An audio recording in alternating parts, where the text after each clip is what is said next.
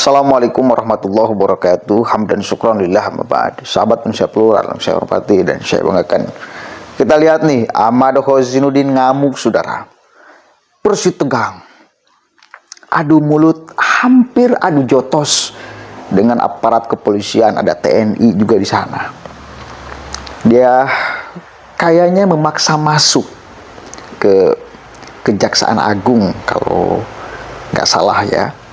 Kita lihat dulu nih, dan setelah itu beberapa dari mereka melayangkan statement. Dari beberapa yang parah, ada yang lebih parah, dan saya harus berbicara di sini.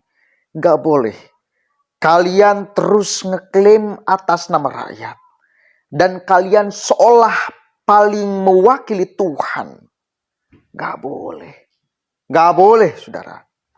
Coba kita dengarkan sama-sama nih. Berusuh tegang, Khozinuddin dan aparat kepolisian juga TNI, saudara. Di data-data mana? Kamu ngomong nggak sama saya tadi? Di data dulu nggak? Nggak kan? Bilang nggak boleh kan? Apa kamu pegang-pegang? Kamu kena kasus kamu nanti kalau pegang-pegang saya. Saya nggak mau nanti kita sisik. Nggak bisa. Kita bilang ke masyarakat, begini pelayanan Mahkamah Agung. Begini pelayanan Mahkamah Agung. Sudah Polri Sambo nggak jadi hukum mati. Sekarang kita mau minta pelayanan di Mahkamah Agung kayak gini nih.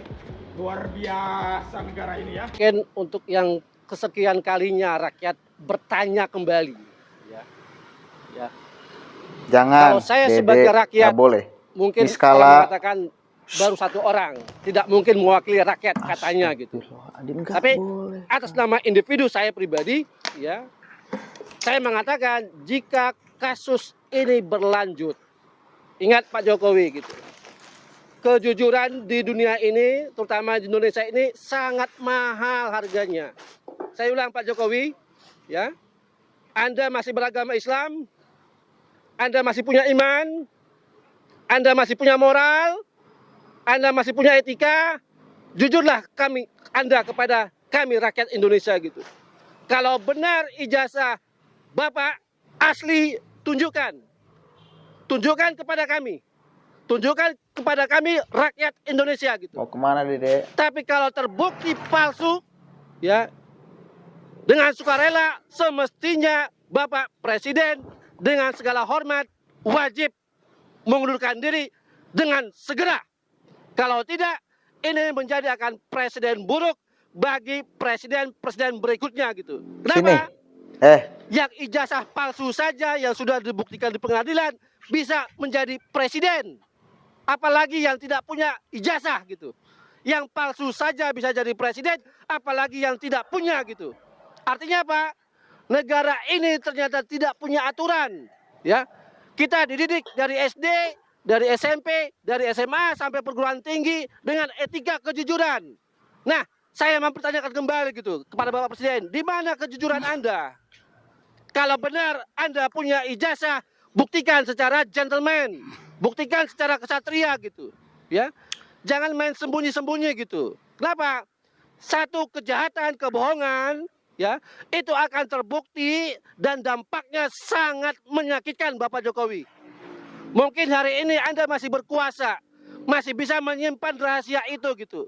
Tapi kelak, ya, Allah akan membukakan rahasia yang selama ini Bapak sembunyikan, ya. Sekali lagi kami ingatkan Bapak Presiden, ya, kalau Bapak tidak berani jujur kepada kami rakyat Indonesia, sungguh, ya, laknat Allah akan menanti Bapak Presiden. Dede, ya. Sekali lagi saya ulang, Niskala, laknat Allah akan menimpa Bapak cepat atau lambat. Ya, jika Bapak masih terus menerus tarik ulur dengan kasus ijazah palsu ini gitu. Terakhir Bapak Presiden, kami ingatkan gitu. Ya, kami memang rakyat kecil, tidak punya kuasa gitu. Tapi ingatlah, doa-doa rakyat yang terjalimi itu makbul. Langsung dijabah Allah Subhanahu wa taala gitu. Tinggal masalah waktu saja Bapak Presiden. Ya. Kalau Anda masih berkuasa saat ini, itu hanya istidraj. Ya. Anda dilalaikan oleh Allah Subhanahu wa taala dengan kekuasaan Anda gitu. Tapi ingatlah gitu, Anda akan dihinakan sehina-hinanya. Ingat Bapak Presiden, saya ulang, Anda akan dihinakan sehina-hinanya. Oke, jelas.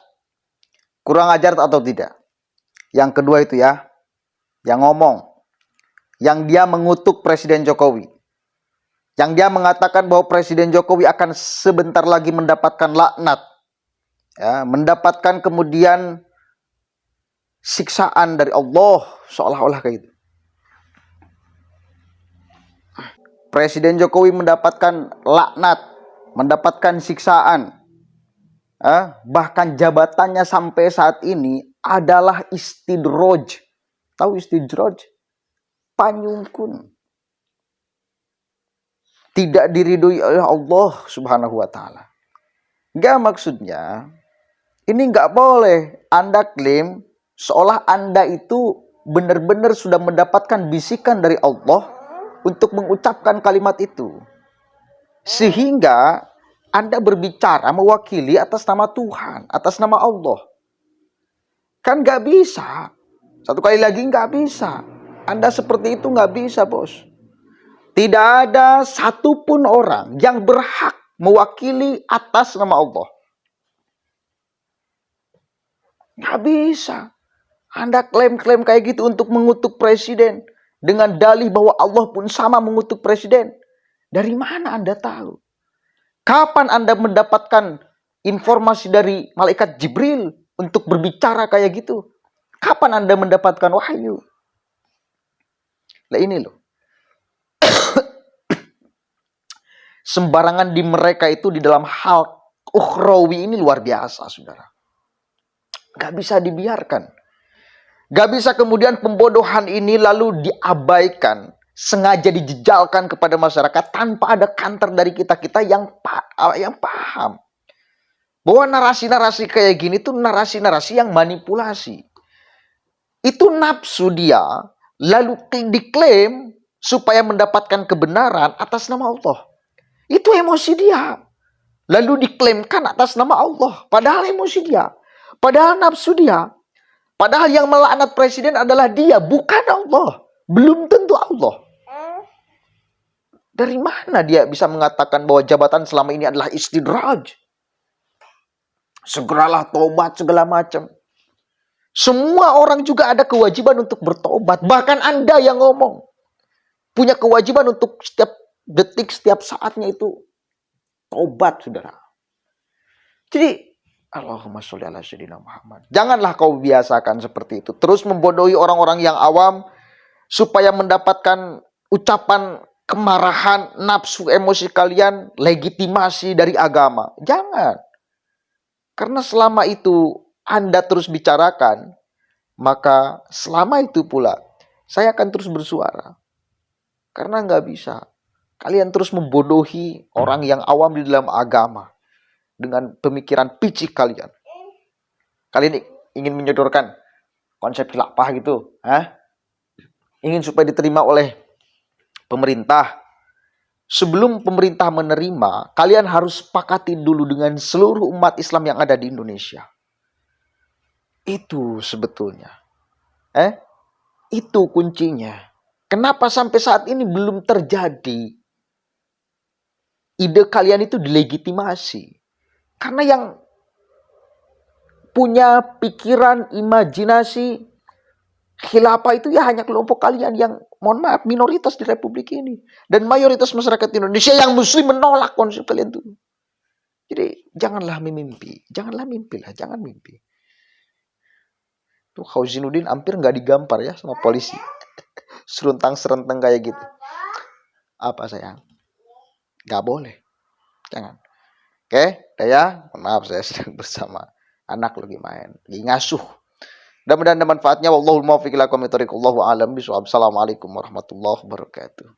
Poinnya, narasi-narasi kayak gini gak boleh kita biarkan berkeliaran tanpa ada pengkanteran, saudara. Karena jelas ini pembodohan kepada masyarakat muslim awam. Ya, begitu. Catat ya. Jangan terprovokasi, jangan terprovokasi, jangan terprovokasi.